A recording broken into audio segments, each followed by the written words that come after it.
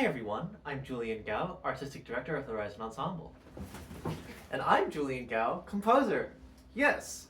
On the upcoming Horizon concert this Sunday, we'll be playing one piece that I composed a couple summers ago. And usually, I interview our composers, but today, I'm the composer, so I get to interview myself! Hooray! This is gonna be a little goofy. I did ask our team who might want to interview me, and people were kind of busy, and someone said, you should just interview yourself. And I was like, oh, I could do that. So here I am, interviewing myself. But really, I did want to speak a little bit about this piece and what it means to me and what I hope you might get out of it. So, here we go. So, Julian, which is me, can you tell me a little bit about your history and your story as a composer? Well, this is wild. Well, usually I'm a conductor. Most of you watching this probably know me as the artistic director of the Horizon Ensemble, and I'm usually up there conducting and talking to people, but sometimes I write music. Not very often, because it takes me forever.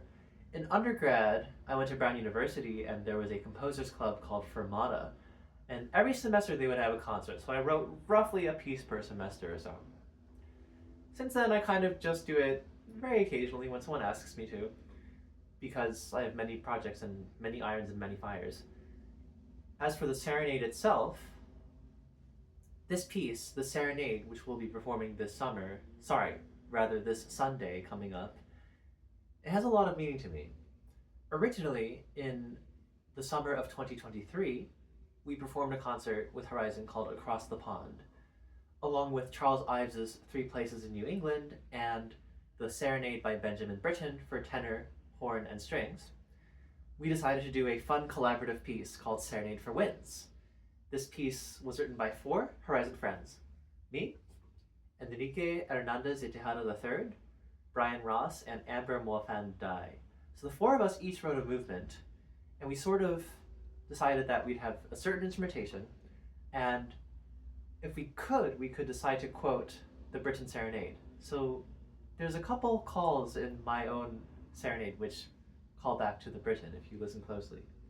Dun dun dun is the opening of the Britten, and that figure I kind of cheekily sneaked in a little bit. Now I wrote one movement of that Wind Serenade, and my friend Elias Miller, conductor of the Apollo Ensemble of Boston and also currently assistant conductor for Columbus Symphony, heard it.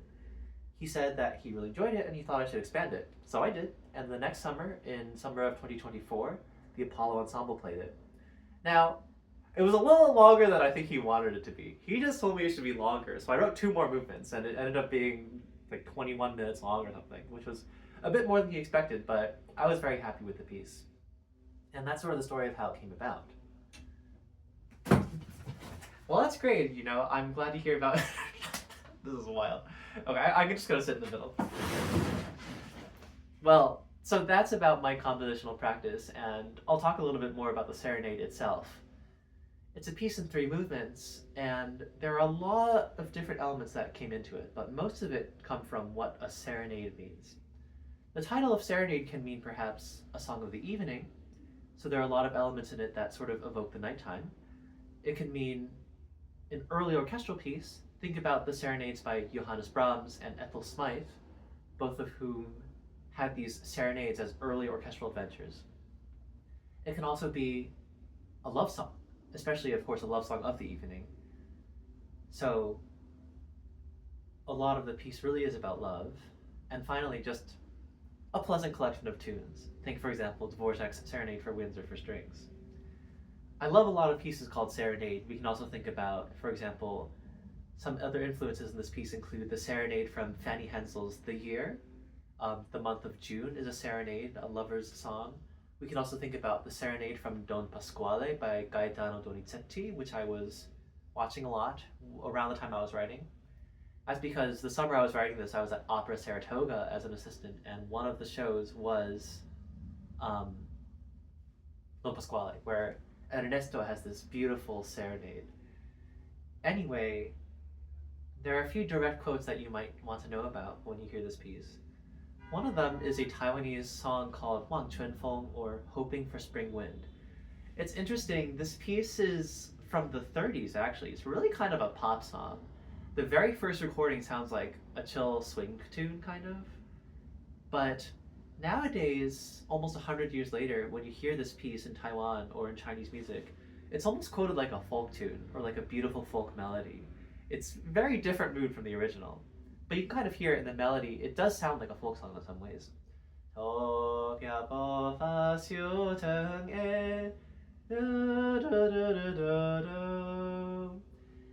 It uses that pentatonic scale that's native to a lot of Chinese music. But it's about a girl waiting for her lover who will never come. She hears something at the door, and the moon laughs. It's just the wind. But waiting for spring wind, right? She's waiting for the winds of love, let's say, or the winds of companionship, and it never comes. In the first movement of my Serenade, I quoted that movement at the very end exactly, but before that, a lot of the small melodic fragments come from that.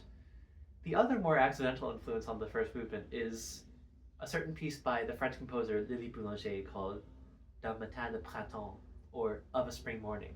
This was an accident.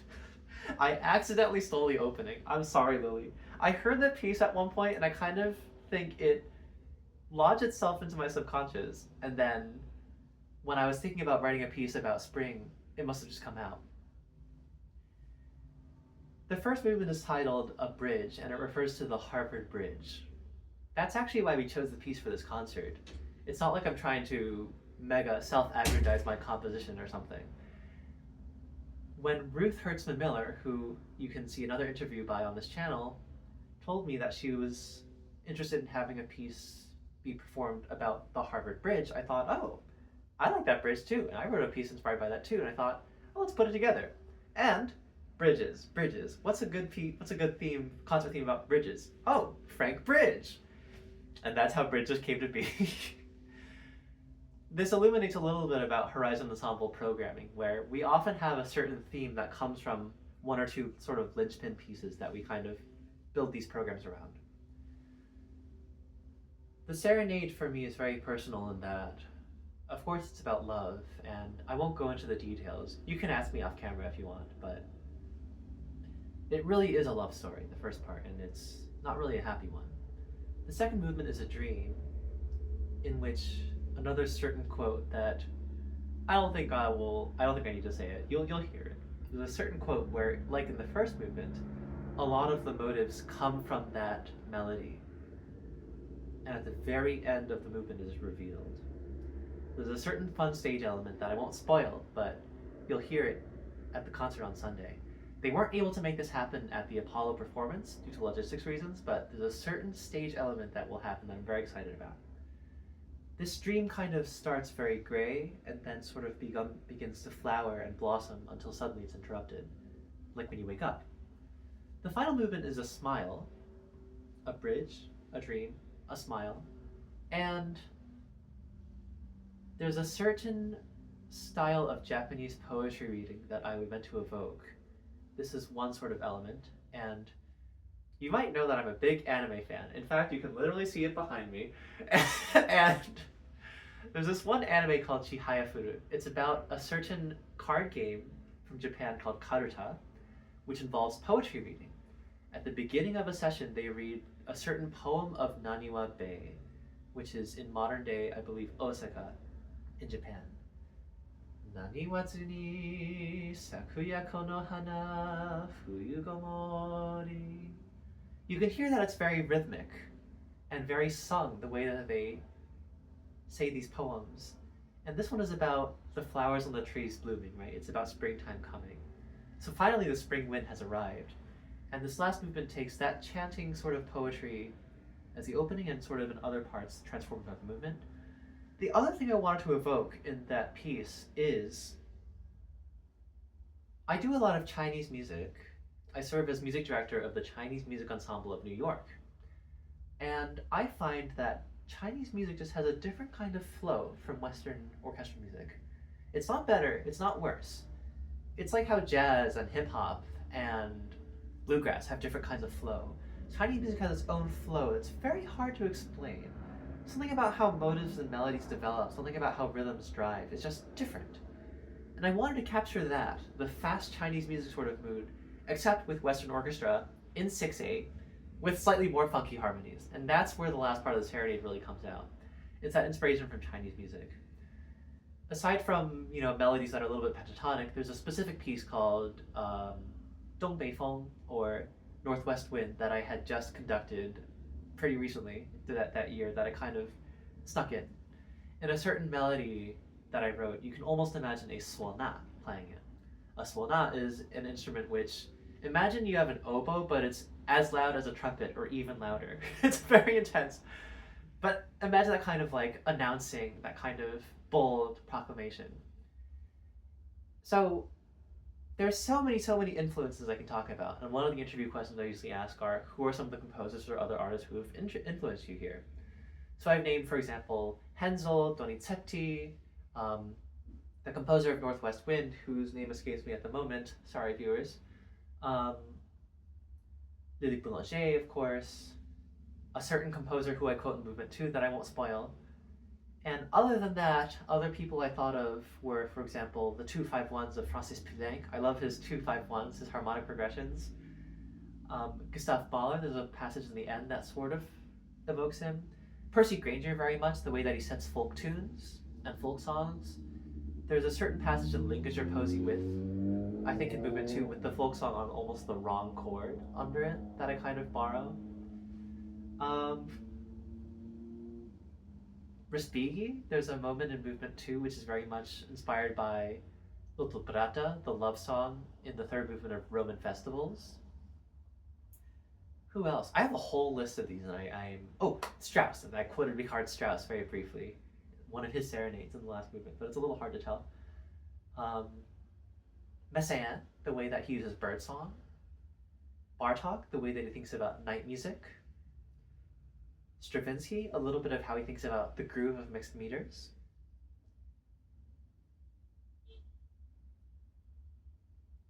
Definitely some more stuff than that, but I'll leave it at that. The point is, in this piece, I put a lot of my heart into it. I put a lot of depth into it in terms of not just the depth of the textures and the kind of denseness of the amount of things going on at one time. Often there's a lot of complicated counter melodies and melodies all happening. But also just the amount of different ideas and the amount of different musical influences and music that I love that kind of made its way in.